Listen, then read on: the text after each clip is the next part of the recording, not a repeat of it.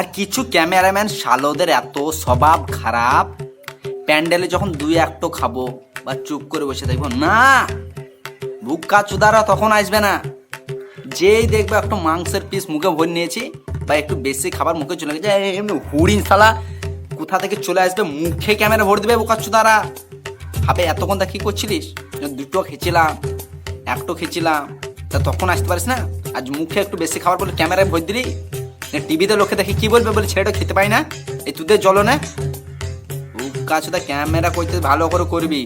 আর বিয়ে বাড়ি ক্যামেরাম্যানদের এমন লাইসেন্স করা থাকে, সাদারা সব জায়গায় যেতে পারে, সব জায়গায় কিচ্ছু লাগে না, সাদা টিকিট করা থাকে সব জায়গায়।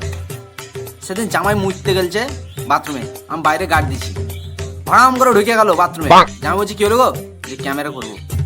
ক্যালা চুদারে গুষ্টি বিচে দেবো তোদের, ক্যামেরাটা তো ঘাড়ে ঝুলিয়ে দেবো। চুদারা সব জায়গায় ক্যামেরা ভরে দিয়ে।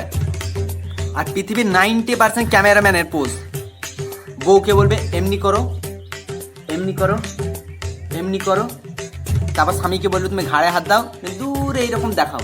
কি দেখাসবে? দাদুর বিচ্ছি চুদারা পোজ নাই, এমনি করো, এমনি করো, এমনি বড় হয়ে কান্দে তুলে পোজ।